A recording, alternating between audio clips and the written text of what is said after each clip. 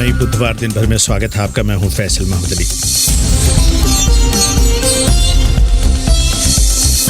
राजस्थान के जोधपुर में हिंदू मुस्लिम हिंसा, शहर में कर्फ्यू जारी, 140 से अधिक गिरफ्तार। जहां मैं इस समय खड़ी हूं ये जलौरी गेट का वही चौराहा है जहां से हिंसा शुरू हुई। चलेंगे बीबीसी संवाददाता कीर्ति दुबे के पास, जानेंगे क्या है हालात। श्रीलंका में संसद में प्रधानमंत्री महिंदा राजपक्षे के खिलाफ अविश्वास प्रस्ताव दाखिल, कृषि पर बढ़ा संकट। केमिकल युक्त खाद का भाव तेजी से बढ़ा है। 50 किलो की बोरी पहले 1800 श्रीलंकाई रुपए में बिकती थी, अब वह 32,000 रुपए में मिल रही है। और यूरोप ने रूस से तेल सप्लाई रोकने को लेकर जारी किया नया प्लान, लेकिन क्या पश्चिमी देश ऐसा कर सकने की स्थिति में है? It's clear that if European will ban gas, then BBC समाचार। रूस के रक्षा मंत्रालय का कहना है कि पिछले 24 घंटों में उसने यूक्रेन की रेल सेवा के 6 इलेक्ट्रिकल सब स्टेशन को निशाना बनाया है। रूस का दावा है कि पश्चिमी देश यूक्रेन को हथियार भेजने के लिए इसी रेल नेटवर्क का इस्तेमाल करते रहे हैं। राष्ट्रपति व्लादिमीर पुतिन के प्रवक्ता दिमित्री पेस्कोव ने इन बातों पर पूर्ण विराम लगाने की कोशिश की है, जिसमें कहा जा रहा है कि रूस 9 मई को यूक्रेन के विरुद्ध पूरी तरह से जंग छेड़ देगा। 9 मई 1945 को ही रूस ने नाजी जर्मनी पर फतह हासिल की थी, लेकिन खबरें हैं कि रूस उस दिन मैरियोपोल में विजय दिवस के समारोह का आयोजन कर सकता है। यूक्रेन की सेना के खुफिया विभाग का कहना है कि गलियों और सड़कों से मलबों, मारे गए लोगों के शवों या जो बम या मिसाइल नहीं फटे हैं उन्हें हटाया जा रहा है। इसी बीच गवर्नर पावलोव किरिलेंको ने कहा है कि मैरियोपोल से बसों का एक काफिला ज़ापोरिज़िया शहर की तरफ भेजा गया है। हालांकि ये साफ नहीं कि काफिले में वो नागरिक भी शामिल थे जो अज़ोवस्टाल स्टील फैक्ट्री में फंसे थे। ये कारखाना आखिरी जगह है जहां यूक्रेन के लड़ाके अभी भी मौजूद बताए जा रहे हैं। पूर्वी यूक्रेन पर रूसी फौज का दबाव बरकरार है। ब्रिटेन के रक्षा मंत्रालय ने कहा है कि रूस ने पूर्वी दोनबास क्षेत्र में इज़्यूम शहर के इलाके में सेना के 22 बटालियनों को तैनात किया है। दूसरी तरफ रूस का सहयोगी देश बेलारूस बड़े पैमाने पर मिलिट्री ड्रिल कर रहा है। हालांकि यूक्रेन के उत्तरी पड़ोसी देश ने कहा कि इसका मकसद फौजी वाहनों की लड़ाई में तैयारी को टेस्ट करना है, लेकिन संवाददाताओं का कहना है कि इसकी वजह से यूक्रेन में चिंता बढ़ेगी। जब रूस ने राजधानी कीव पर हमला किया था तो बताया जा रहा था कि कुछ मिसाइल बेलारूस की तरफ से छोड़े गए थे। जापान में बच्चों की तादाद साल 1950 के बाद से सबसे कम संख्या पर पहुंच गई है। जापान में गिरता जन्म दर और बढ़ते जीवन काल से राज्य का खर्च बढ़ रहा है, साथ ही कामगारों की कमी भी अर्थव्यवस्था पर प्रभाव डाल रही है। बीबीसी समाचार।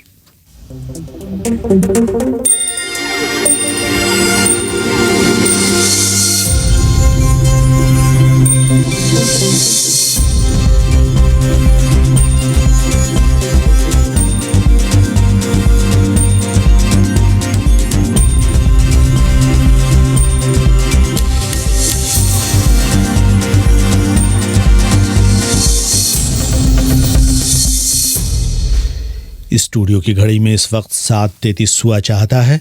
दिन भर की खबरों को समेटे आपके साथ इस वक्त बीबीसी हिंदी का डिजिटल रेडियो बुलेटिन दिन भर, और मैं फैसल मोहम्मद अली। नमस्कार।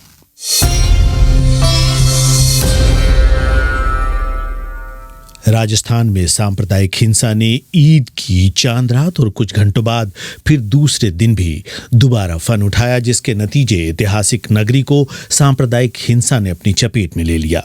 हालांकि राज्य के पुलिस महानिदेशक यानी डीजीपी मोहनलाल लाठर के अनुसार शहर में कर्फ्यू जारी है और 140 से अधिक व्यक्तियों को गिरफ्तार किया जा चुका है। प्रशासन के जमीनी स्तर पर तनाव कम करने के प्रयास आज तक बहुत सफल होते नहीं दिखे। खबरें हैं कि भारतीय जनता पार्टी के बाइकआउट की वजह से शांति समिति की बैठक नहीं हो सकी। बीजेपी सदस्यों का आरोप है कि प्रशासन उन लोगों को गिरफ्तार नहीं कर रहा है जिन्होंने एक स्वतंत्रता सेनानी की प्रतिमा पर ईद का झंडा फहराया था। राजस्थान में बाबर के आसपास में हुई यह सांप्रदायिक हिंसा की दूसरी घटना है। पहले करौली में अप्रैल की 2 तारीख को हिंसा हुई थी और अब जोधपुर। बीबीसी संवाददाता कीर्ति दुबे जोधपुर के दंगाग्रस्त क्षेत्र में पिछले चंद घंटों से दौरा कर रही हैं। कीर्ति, ये बताइए कि शहर में कर्फ्यू की बात राज्य पुलिस महानिदेशक ने कही है, किस तरह की फिजा है उन इलाकों में जहां परसों और कल हिंसा हुई? इस वक्त कीर्ति दुबे से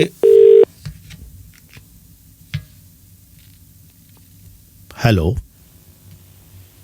या कीर्ति, ये बताइए कि राज्य पुलिस महानिदेशक ने कहा है कि कर्फ्यू जारी है, आप इस वक्त उस इलाके में मौजूद हैं, किस तरह की फिजा है उन इलाकों में जहां परसों और कल हिंसा हुई? जब हम लोग आ रहे थे एयरपोर्ट से आज दोपहर में, तो एयरपोर्ट के आसपास के जो इलाके हैं वहाँ पे थोड़ी बहुत हलचल आपको दिखाई देती है, लेकिन जैसे जैसे आप शहर के अंदर आते जाते हैं आपको नजर आता है कि शहर के हालात जो है वो कितने तनावपूर्ण हैं, क्योंकि हर चप्पे चप्पे पे पुलिस तैनात है। हर रास्ते जो है वो जितने रास्ते शहर की ओर जाते हैं उन्हें बंद कर दिया गया है और आप सारा ट्रैफिक या फिर जो भी आने वाली गाड़ियां उन्हें डाइवर्ट कर दिया गया है। और जो रास्ते हैं वहाँ पे जो भी गाड़ियां आ रही है उससे उतर के जो भी बैठा है गाड़ी के अंदर उसे अपना आईडी प्रूफ दिखाना पड़ रहा है। खासकर मीडिया की गाड़ी को अपनी गाड़ी का अपना आईडी प्रूफ दिखा करके बताना पड़ा है कि वो फला मीडिया संस्थान से है, उनकी गाड़ी को अंदर जाने दिया जाए। आम लोगों की आवाजाही बिल्कुल ही रुकी हुई है। हम लोग जलौरी गेट के इलाके में पहुंचे थे, जहाँ जो लोकल है जो इस इलाके में रह रहे हैं उन्हें भी आईडी दिखाना पड़ा है। अगर वो किसी वजहों से किसी जरूरत से अगर वो बाहर गए हैं तो हालात ऐसे हैं कि जो इमरजेंसी नेसेसिटी की चीजें जैसे मेडिकल की दुकानें वो भी बंद है और चारों तरफ आपको सिर्फ और सिर्फ पुलिस के लोग और जो पैरामिलिट्री फोर्स के लोग हैं वो लोग दिखते हैं, लेकिन आम लोग कहीं भी सड़कों पर नजर नहीं आ रहे हैं। ये पूरे शहर का हाल है। कीर्ति, ये बताइए कि एक माह के दौरान ही दो हिंसा की इस तरह की वारदात कांग्रेस की जो अशोक गहलोत की सरकार है एक तरह से मुश्किल में दिख रही है। और दूसरा सवाल साथ साथ ये भी कि खरगोन और जो दिल्ली में जो कार्रवाई हुई उसको लेकर बताया गया कि एक तरफा कार्रवाई हो रही है वहाँ। ये बताइए कि वहाँ भी इस तरह के कुछ इल्ज़ामात लग रहे हैं? हाँ, विपक्ष जो है वो इस बात के इल्जाम लगा रहा है कि गहलोत सरकार जो है वो एक समुदाय विशेष के लिए, खासकर मुस्लिम समुदाय के लिए उसका रवैया जो है वो ढीला है, वो कार्रवाई नहीं की जा रही है। लेकिन अभी जो अब से थोड़ी देर पहले जो पुलिस की प्रेस कॉन्फ्रेंस थी उसमें जो लिस्ट सामने आई है जिनकी गिरफ्तारियां हुई हैं उनमें अधिकतर गिरफ्तारियां मुसलमानों की हुई हैं और 8 से 9 गिरफ्तारियां जो है वो हिंदू समाज से आने वालों की हुई है। तो ऐसे में जो कुछ हलकों में ये बात जरूर हमें सुनने को मिली है कि ये इल्जाम लग रहा है खान सरकार पे कि उनकी जो कार्रवाई है, जो एक्शन लिया जा रहा है वो पक्षपातपूर्ण है, लेकिन इसके बहुत ठोस अभी हमें जो है वो सबूत नहीं दिखाई दे रहे इस दावे के। बहुत बहुत शुक्रिया पूरी जानकारी के लिए कीर्ति दुबे। आप सुरक्षित रहें वहाँ।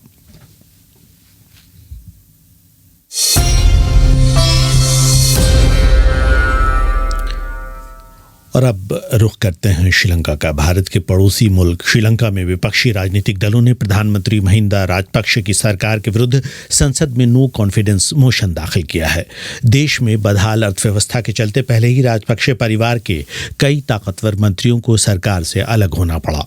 देश में हाल के दिनों में बड़े पैमाने पर विरोध प्रदर्शन हो रहे हैं और मांग उठ रही है कि प्रधानमंत्री भी अपने पद से इस्तीफा दें। चौतरफा आर्थिक संकट से जूझ रहे श्रीलंका में पर्यटन के साथ साथ एक और क्षेत्र जो पूरी तरह प्रभावित हुआ है वो है खेतीबाड़ी या कृषि। सरकार की नेचुरल खाद नीति और ईंधन की कमी के चलते मुल्क में खाद्य सुरक्षा को लेकर कई सवाल खड़े हो गए हैं। मुरलीधरन काशी विश्वनाथन की रिपोर्ट। श्रीलंका का मुलैथीव जिला जिसने गृह युद्ध का दंश झेला है, अब यहाँ के लोगों का जोर कृषि पर है। सिवागनाना सुंदरम के पास 5 एकड़ जमीन है और वे कड़ी मेहनत कर इस पर खेती करते हैं। वे अपने दम पर ये काम पूरे जोश से करते हैं, लेकिन अब वे थका हुआ महसूस करते हैं, कारण सरकार की नई खाद नीति। सरकार ने हमें कहा कि हम प्राकृतिक खाद इस्तेमाल करें और ये भी कहा कि सिंथेटिक खाद नहीं दी जाएगी। हमने वही किया, लेकिन अब हमें नुकसान झेलना पड़ रहा है। प्राकृतिक खाद से निकले बीज वीड या शैवाल की तरह निकलते हैं। राजपक्षे की सरकार ने साल 2021 में कहा था कि वे रासायनिक खाद का आयात नहीं करेगी और किसानों से सिर्फ नेचुरल खाद का उपयोग करने के लिए कहा गया। इसकी वजह से चाय, तंबाकू और सब्जियों की पैदावार पर असर पड़ा। किसानों को भारी आर्थिक नुकसान हुआ। शिवालिंगम एक किसान हैं। वह कहते हैं, 2020-21 में हमें खेती के बाद धान के 25 से 30 बैग मिले। इस बार 5 से 10 बोरियां तक नहीं निकली। नेचुरल खाद इसका सबसे बड़ा कारण है। यूरिया के बिना खेती मुमकिन ही नहीं। पैदावार में आई गिरावट से कृषि संकट खड़ा हो गया है। श्रीलंका में जीडीपी का 7% हिस्सा कृषि से आता है। DS तुलसीराम कृषि विशेषज्ञ हैं। वो कहते हैं, बाजार में खाद की किल्लत है, इसलिए किसान अपनी फसल के लिए सही समय पर खाद इस्तेमाल नहीं कर पा रहे। पैदावार 70% गिर चुकी है। हालांकि प्राकृतिक खाद नीति को काफी हद तक हटा दिया गया है, लेकिन केमिकल युक्त खाद का भाव तेजी से बढ़ा है। 50 किलो की बोरी पहले 1800 श्रीलंकाई रुपए में बिकती थी, अब वह 32,000 रुपए में मिल रही है। ये संकट सिर्फ खाद तक सीमित नहीं है, इसका असर दूसरे क्षेत्रों पर भी पड़ा है। पैदावार कम हो रही है और ईंधन की कमी से पैदावार की बिक्री भी प्रभावित हो रही है। खाद्य सामग्री की आपूर्ति के लिए श्रीलंका आयात पर भी निर्भर है, लेकिन यूक्रेन रूस संकट और डॉलर की कमी के चलते आयात पर भी बुरा असर पड़ा है। इससे श्रीलंका की खाद्य सुरक्षा पर सवाल खड़े हो गए हैं। मुरलीधरन काशी विश्वनाथन की रिपोर्ट सुना रहे थे ब्रजेश मिश्र। इसी बीच श्रीलंका के वित्त मंत्री अली साबरी ने कहा है कि देश के पास इस्तेमाल करने लायक महज $5 करोड़ विदेशी मुद्रा भंडार ही बचा है। उनका कहना था कि देश को पहले ही इंटरनेशनल मॉनेटरी फंड के पास जाना चाहिए था। It was a kind of a fact that we did not have the money and we had to declare a moratorium. ये फैक्ट है कि हमारे पास धन नहीं है, इसलिए हमें मॉरेटोरियम की घोषणा करनी पड़ी। लेकिन मुझे पूरा भरोसा है कि हम कर्ज देने वालों से विमर्श करके कोई रास्ता निकाल लेंगे। श्रीलंका 6 से 12 महीनों के बीच कर्ज का भुगतान करने लगेगा। Pray that it is as soon as possible, probably 6 months, 1 year down the line. We have to increase the taxes. We need to find a way to bridge the. हमें टैक्स बढ़ाने होंगे। हमें आमदनी और खर्च के बीच का फासला कम करना होगा। हम कोई नया प्रोजेक्ट शुरू नहीं कर रहे। लोग परेशान हो रहे हैं और ये बेहद दुर्भाग्यपूर्ण है। लेकिन हमारे पास और कोई विकल्प नहीं बचा है। ये एक आर्थिक संकट है। आर्थिक संकट की वजह से राजनीतिक संकट हुआ है। राजनीतिक संकट की वजह से आर्थिक संकट पैदा नहीं हुआ है। इससे निपटने के लिए हमें इकोनॉमिक रिकवरी की योजना चाहिए, लेकिन प्रदर्शनकारी या विपक्ष कोई भी इसकी योजना नहीं बता रहा है। अभी महत्वपूर्ण बात है इकोनॉमिक रिकवरी की योजना बनाना और उस पर फौरन काम करना। ये इंटरव्यू अंग्रेजी में था, इसलिए आप उसका अनुवाद सुन रहे थे। श्रीलंका के वित्त मंत्री अली साबरी और उनसे बात की थी BBC संवाददाता अर्चना शुक्ला ने। और आगे बढ़ने से पहले कुछ फेसबुक और यूट्यूब संदेश पढ़ता चलता हूँ। सुरेंद्र सिंह और पंकज कुमार दोनों के सवाल एक तरह के ही हैं। आखिर मजहब के लिए हिंसा कहाँ तक जायज़ है? हीरालाल राय कहते हैं कि नेताओं द्वारा जोधपुर में हिंदू मुस्लिम को लड़ाने की साजिश चल रही है, ये उनका मानना है। जयवीर सिंह परिवर्तनवादी कहते हैं कि सांप्रदायिक ताकतें जो हैं उनको कुचलना बेहद ज़रूरी है। और आखिरकार DK परमार मार्क्स की एक पुरानी बात को दोहराते हैं कि धर्म जो है वो अफीम है। ये आज भी सच है। वैज्ञानिक सोच और टेक्नोलॉजी में यकीन रखना चाहिए और धर्मांधता से दूरी बनाए रखना चाहिए। यही देश हित में है। यूरोपीय संघ ने रूस से तेल के आयात को पूरी तरह रोकने को लेकर नई योजना लागू की है। यह रूस के विरुद्ध आर्थिक प्रतिबंध लगाने की रणनीति का हिस्सा है। हालांकि इस योजना को सदस्य देशों की स्वीकृति अभी मिलनी है। हंगरी ने कहा है कि उसे अभी भी नहीं मालूम कि रूस के कच्चे तेल के बिना काम कैसे चलेगा। यूरोप के कई देश, जहां तक कि बड़े देश जैसे जर्मनी का भी सवाल है, वो अपनी ऊर्जा और दूसरी ज़रूरतों के लिए रूस की गैस पर निर्भर हैं। यूक्रेन की जंग के बाद से ही ये बात उठने लगी है कि जो रूस से गैस खरीद रहे हैं वो रूसी सैन्य अभियान की मदद कर रहे हैं। लेकिन क्या यूरोप इस हालात में है या इस स्थिति में है कि वो रूस से गैस लेना बंद कर सके? दुनिया जहान में आज चर्चा इसी बात पर। स्वागत है आपका दुनिया जहान में। मेरा नाम है मोहनलाल शर्मा। हर हफ्ते एक सवाल और उसका जवाब तलाशने की कोशिश। BBC पड़ताल दुनिया की।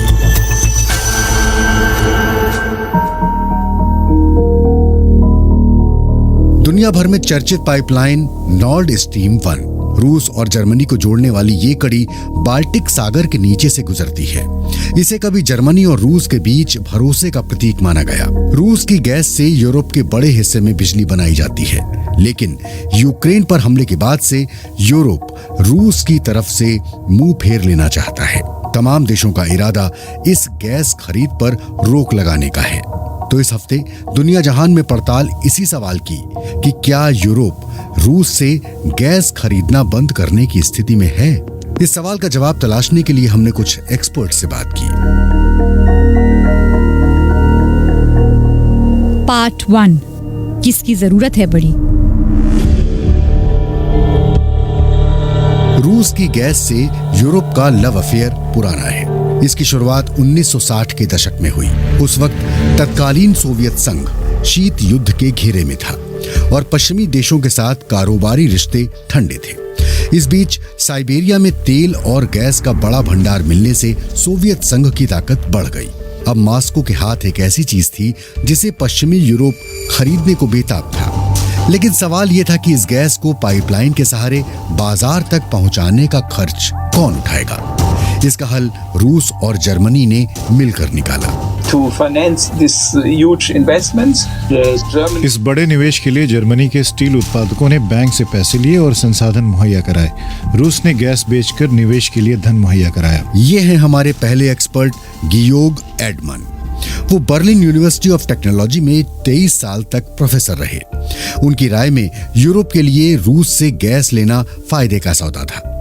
रूस की गैस सस्ती थी। नॉर्वे की गैस हो या फिर लिक्विड नेचुरल गैस यानी LNG, दोनों कहीं ज्यादा महंगी थी।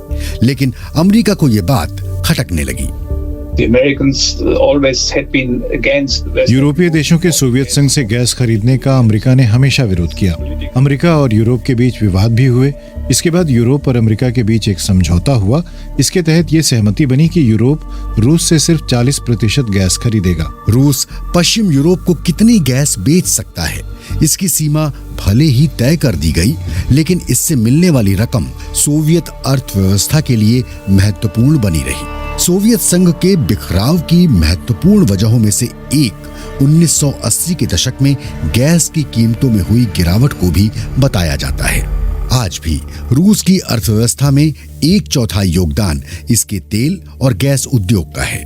लेकिन अगर यूरोपीय संघ का ये आकलन है कि आर्थिक तौर पर मजबूत बने रहने के लिए रूस को गैस बेचते रहने की जरूरत है, तो यूक्रेन पर हमला साबित करता है कि रूस इस मामले में अलग सोच रखता है। लेकिन गियोर्ग मानते हैं कि आगे ज्यादा नुकसान रूस को हो सकता है। ये साफ है कि अगर यूरोपीय यूनियन गैस पर पाबंदी लगाता है तो रूस को लंबे समय तक मुश्किल का सामना करना होगा। ये भी सही है कि पाबंदी लगाने के कुछ दिन बाद तक यूरोप को भी दिक्कत होगी, लेकिन ये दिक्कत 2 या 3 साल से ज्यादा नहीं रहेगी। यूरोप ने अभी रूस की गैस पर पाबंदी नहीं लगाई है, लेकिन इस पर निर्भरता कम करने की कोशिश शुरू कर दी गई है। इस बीच रूस के राष्ट्रपति व्लादिमीर पुतिन की नजर भी एक संभावित बड़े ग्राहक चीन पर है, लेकिन दिक्कत वहां तक गैस ले जाने की है। यूरोप 1 खरब 80 अरब क्यूबिक मीटर के करीब गैस रूस से आयात करता है। ज्यादातर गैस पाइपलाइन के जरिए पहुंचती है। चीन इसका छठा हिस्सा ही लेता है। अगर यूरोप रूस से गैस खरीदना बंद कर देता है तो चीन अपने आप वहां नहीं आएगा। इसकी वजह यह है कि वहां पाइपलाइन नहीं है। इसके लिए आपको पाइपलाइन बिछानी होगी। रूस से चीन के लिए जो पहली पाइपलाइन बिछाई गई थी उसकी कीमत $50 अरब थी। ये नॉर्ड स्ट्रीम 1 की कीमत से 5 गुना थी। गियोर्ग कहते हैं कि चीन शायद ही दूसरी पाइपलाइन में इतना निवेश करेगा। यूक्रेन पर हमले से जाहिर है कि रूस खुद को अंतर्राष्ट्रीय नियमों से बांध कर नहीं चलता है और उसे विश्वसनीय साझेदार के तौर पर नहीं देखा जाता। गियोर्ग कहते हैं कि ऐसे साझेदार पर $50 अरब के निवेश का जोखिम शायद ही कोई बैंक लेना चाहे। यानी अभी यूरोप के हाथ में कई अहम पत्ते दिखते हैं, लेकिन क्या इसके मायने ये हैं कि यूरोप रूस की गैस के बिना रह सकता है? पार्ट 2, क्या है रास्ते। Russia is probably getting somewhere between 800 million. Europe को ऊर्जा निर्यात करने से रूस को हर दिन करीब 80 करोड़ से लेकर 1 अरब डॉलर तक की कमाई होती है। इसे लेकर जो असहज स्थिति बनती है वो समझी जा सकती है। कहें तो यूरोप पुतिन की जंग के लिए रकम दे रहा है। ये हैं हमारे दूसरे एक्सपर्ट जोनाथन एलकाइंड। वो कोलंबिया यूनिवर्सिटी में सीनियर रिसर्च स्कॉलर हैं। रूस ने 24 फरवरी को यूक्रेन पर हमला किया और यूरोप का सामना एक ऐसे सच से हुआ जो उसे मुश्किल में डाल रहा था। यूरोप को लगा कि गैस खरीद कर वो जो पैसे दे रहा है, रूस उसका इस्तेमाल सैन्य अभियान पर कर रहा है। If in fact Europe ceased to take रूस से नेचुरल गैस और तेल लेना बंद करने पर यूरोप को एक बड़ा आर्थिक झटका महसूस होगा। सामान्य परिस्थितियों में कोई ऐसा कदम उठाने के बारे में नहीं सोचेगा, लेकिन हमारे सामने सामान्य स्थितियां नहीं है। अभी यूक्रेन से हमारे सामने हर दिन रूस के सैनिकों की क्रूरता के सबूत सामने आ रहे हैं। इसलिए मैं सोचता हूं कि तमाम मानकों को परे रख दिया जाना चाहिए। जोनाथन की राय है कि यूरोपियन यूनियन रूस की गैस खरीदना बंद कर सकती है, लेकिन इसके लिए सदस्य देशों के बीच समन्वय जरूरी है। मध्य और पूर्वी यूरोप के कई देश रूस की गैस पर 80 से लेकर 100% तक निर्भर हैं। जर्मनी आने वाली कुल गैस में से 1/3 रूस से आती है और बड़े आर्थिक हित इससे जुड़े हुए हैं। If you look at the employment in अगर आप नेचुरल गैस पर निर्भर जर्मनी के 2 उद्योगों में काम करने वालों की संख्या देखें तो पाएंगे कि केमिकल और मेटल उद्योग में 15 लाख से ज्यादा लोग काम करते हैं। अगर जर्मनी में गैस की सप्लाई सवालों के घेरे में आई और ये उद्योग काम बंद करने पर मजबूर हुए तो जर्मनी की अर्थव्यवस्था पर इसका गंभीर और दूरगामी असर होगा। इसके बावजूद जर्मनी ने ऊर्जा हासिल करने के दूसरे तरीकों पर गौर करना शुरू कर दिया है। इसमें पुराने वादों से मुकरने की संभावना भी शामिल है। 1 दशक पहले जापान के फुकुशिमा पावर प्लांट में हुए हादसे के बाद जर्मनी ने इरादा बनाया था कि वो परमाणु ऊर्जा से किनारा कर लेगा। There's discussion of creation of a coal. Germany में कोयले का भंडार तैयार करने पर चर्चा चल रही है। 3 बचे हुए परमाणु पावर प्लांट का भविष्य ज्यादा बड़ी दिक्कत की वजह है। तय कार्यक्रम के मुताबिक इस साल के आखिर में उन्हें हटाए जाने की प्रक्रिया शुरू होनी है, लेकिन क्या तय कार्यक्रम के मुताबिक ऐसा किया जाएगा ये आगे पता चलेगा। लेकिन हम अभी सामान्य परिस्थिति में नहीं जी रहे हैं। कंपनियां, सरकार और आम नागरिक कुछ वक्त पहले अलग तरह से लिए गए फैसलों के बारे में बहुत अलग तरह से सोच रहे हैं। यूरोपीय देशों के सामने चुनौतियां और भी हैं। मार्च में रूस ने ये दबाव बनाना शुरू किया कि गैस का पेमेंट यूरो या डॉलर के बजाय रूबल में किया जाए। इससे रूस की मुद्रा को मजबूती मिलेगी और पाबंदियों के असर से उबरने में भी मदद मिलेगी। रूस की गैस का इस्तेमाल बिजली बनाने के लिए होता है, जिसका विकल्प परमाणु ऊर्जा या फिर कोयले में तलाशा जा सकता है। लेकिन घरों को गर्म करने और केमिकल प्रोसेसिंग के लिए भी गैस लगती है।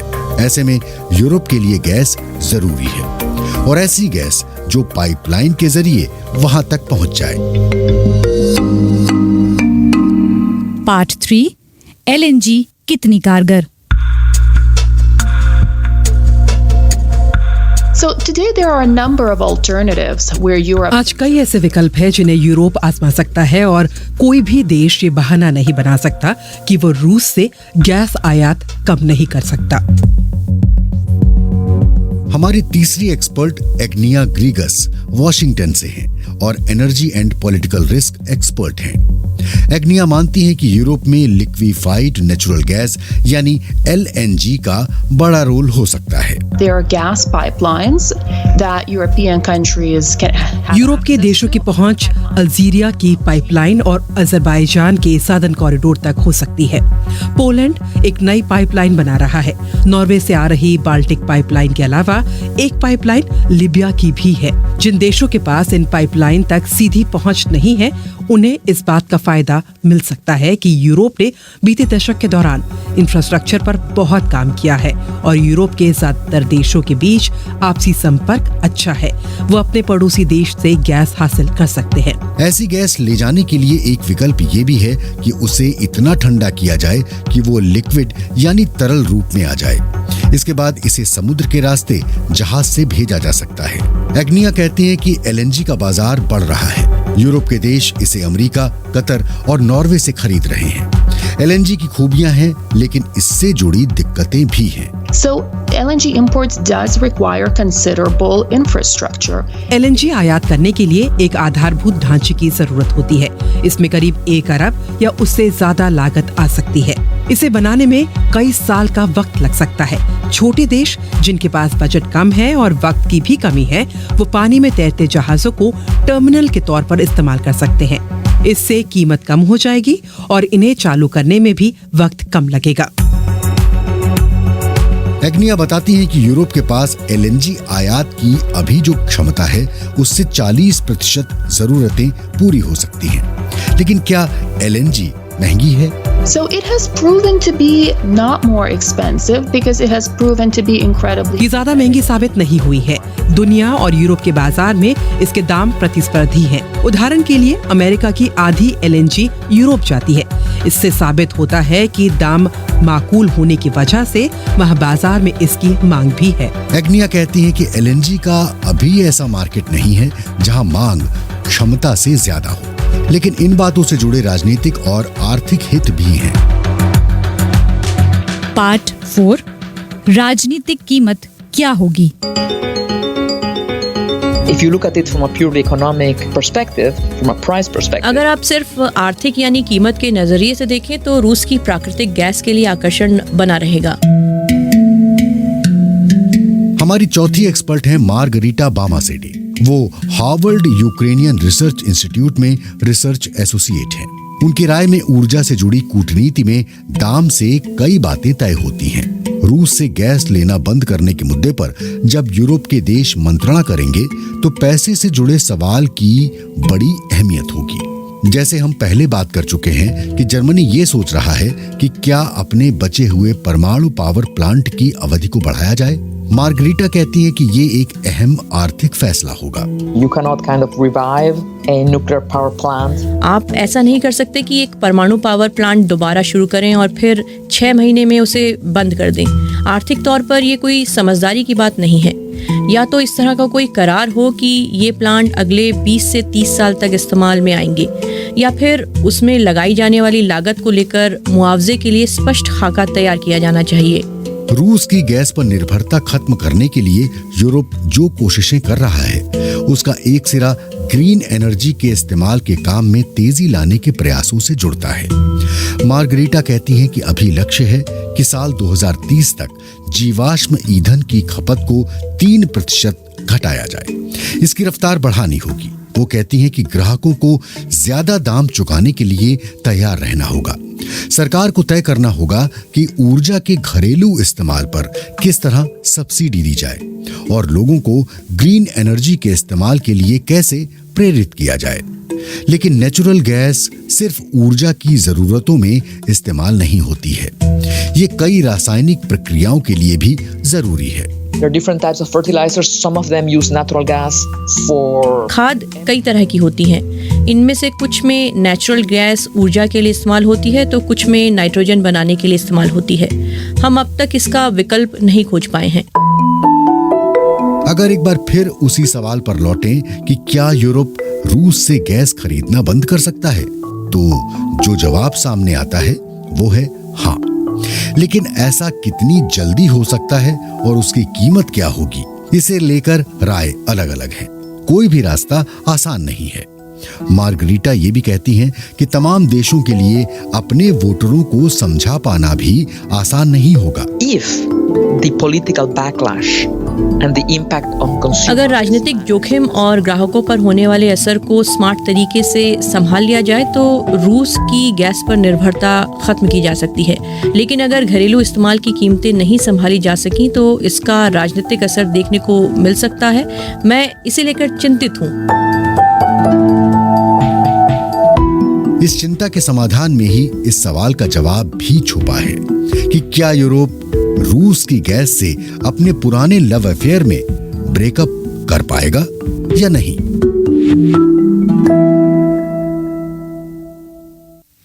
कोरोना के मामले बढ़ रहे हैं और गर्मी की तपिश भी मास्क लगाएं, सुरक्षित रहें और स्वस्थ रहें। इस कार्यक्रम का तकनीकी पक्ष संभाला था राजेश चौहान ने। नमस्कार।